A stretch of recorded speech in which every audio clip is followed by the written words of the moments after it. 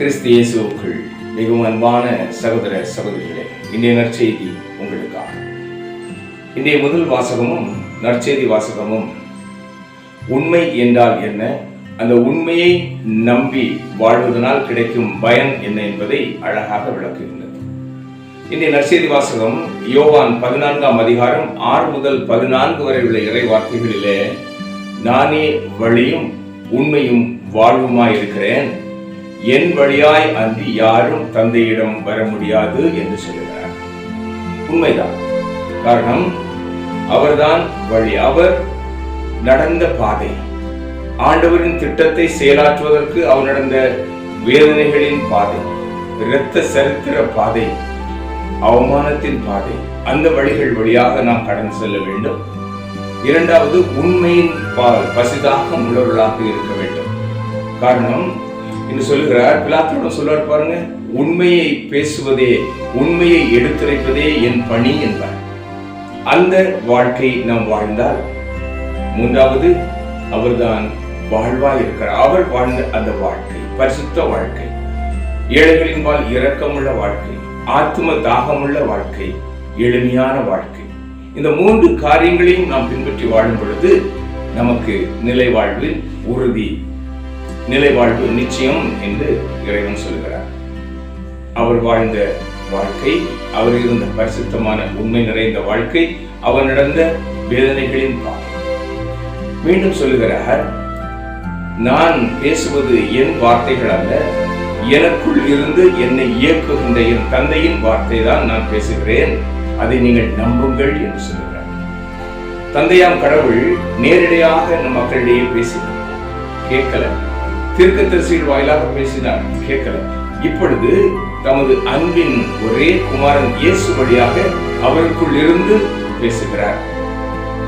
அதை நீங்கள் நம்புங்கள் என்று கிறிஸ்து சொல்கிறார். எப்படி?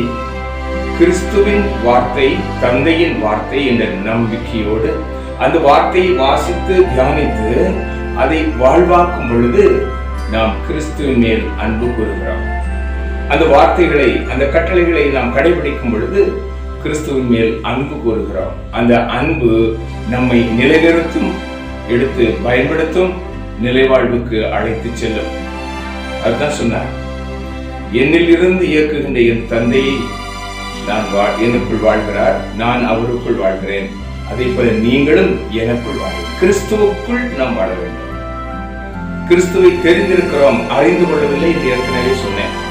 நாம் கிறிஸ்துவை அறிய அவரது வார்த்தைகளை வாசித்து தியானித்து அதை நம்ப வேண்டும். சொல்லி, என் வார்த்தைகளை நீங்க நம்புங்கள். அப்படியே நம்பாவிட்டாலும் நான் செய்த செயல்களை பார்த்தாவது நம்புங்கள் என்று இயங்குகிறார். நமக்காக உணவளிக்கிறார், இருப்பிடம் தந்திருக்கிறார், வாழ்வை தந்திருக்கிறார், எத்தனை நோய் நொடிகளிலிருந்து பாதுகாத்திருக்கிறார். இந்த செயல்களை குறித்தாவது நீங்கள் என்னை நம்புங்கள் என்று இயங்குகிறார். அப்படி நாம் நம்பினால், இறை வார்த்தையை நம்பினால், இயேசுவை நம்பினால், தந்தையின் வார்த்தையை நாம் விசுவசித்தால், அவர் பெயரால் நாம் கேட்பது எல்லாம் கிடைக்கும். முதலிலே நாம் செய்ய வேண்டியது இறை வார்த்தையை நம்பணும். அதைத்தான் முதல் வாசகத்துல பாருங்க, 1 கொரிந்தியர் 15ஆம் அதிகாரம் 1 முதல் 8 வரை இறை வார்த்தைகளிலே பவுல் எழுதுகிறார், நாங்கள் உங்களுக்கு கூறிய நற்செய்தியை, அதாவது இறைவனின் வார்த்தையை நீங்கள் பற்றி பிடித்து நம்புவதால் உங்களுக்கு நிலைவாழ்வு, நம்பவில்லையே நிலைவாழ்வு இல்லை என்று சொல்லுகிறார். எனவே உண்மைதான் கிறிஸ்து, கிறிஸ்துதான் உண்மை. அவரை நாம் அறிந்து அன்பு செய்ய வேண்டும். அவரை அறிவதற்கு இறைவார்த்தையை நாம் நம்ப வேண்டும். இறைவார்த்தையை நம்புவதற்கு அதை வாசித்து தியானிக்க வேண்டும். எனவே இன்றைய நாளிலே அன்பின் தகப்பனிடம் கேட்போம், அப்பா, எங்களுக்கு நீர் இறை வார்த்தை எங்களுக்காக கேட்டாங்க. பாருங்க, கிறிஸ்து பிலாத்துடன் நிற்கும் பொழுது நான் உண்மையை எடுத்துரைப்பதே என் பணி என்று சொன்னார். நாம் நமது வாழ்க்கையில் உண்மையை பேசி வாழ்கிறோமா அல்லது பொய் பேசி தீமையோடு சேர்ந்து நிற்கிறோமா? சிந்திக்க வேண்டும்.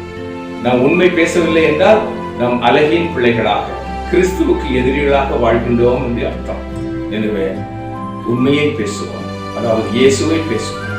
மக்களுக்கு கிறிஸ்துவை அறிவிக்க நற்செய்தி கூட்டங்கள், பிரசங்கங்கள் தேவையில்லை. அவருடைய மதிப்பீடுகளை சொன்னாலே போதும். மதிப்பீடுகள் என்றால் என்ன? அவர் ஆசீர்வதிப்பார், விடுவிப்பார், அப்படி அல்ல. அவர் மன்னிக்கிறவர், அன்பு உள்ளவர், ஏற்றுக்கொள்கிறவர், எல்லோரையும் சமமாக நடத்துகிறவர் என்பதுதான் மதிப்பீடு. இயேசு மதிப்பீடுகளை நாம் வாழ்ந்தாலே போதும், இறை அரசு கட்டப்படும். ஜெபிப்போம். எங்கள் அன்பு தந்தையே இறைவா, அன்பின் அப்பா, எங்களோடு நீர் உமது குமாரன் வழியாக பேசுகின்ற வார்த்தைகளை நாங்கள் நம்ப எங்களுக்கு ஆவி தாங்கப்பா. நீர் தந்துள்ள இறை வார்த்தை மனுவான கடவுள் எங்களோடு இருக்கிற இந்த விவிலியத்தை நாங்கள் அனுதினம் வாசிக்கவும் தியானிக்கவும், அதன் மூலம் கிறிஸ்துவை, அதாவது உண்மையை அறிந்து கொள்ளவும், அவரை நம்பவும், அதன் மூலம் நிலைவாழ்வு அடைந்து கொள்ளவும் எங்களை வழிநடத்த வேண்டும் என்று அன்னை மரியாதையோடு சேர்ந்து திருப்பி ஒப்புக் கொடுக்கிறோம். நல்ல பிதாவே, ஆமென். அன்பானவர்களே, உண்மையை பேசினால் எளிது. காரணம், அது ஞாபகம் வைத்துக் கொள்ள வேண்டிய தேவையில்லை. எப்பொழுதும் உண்மைதான்.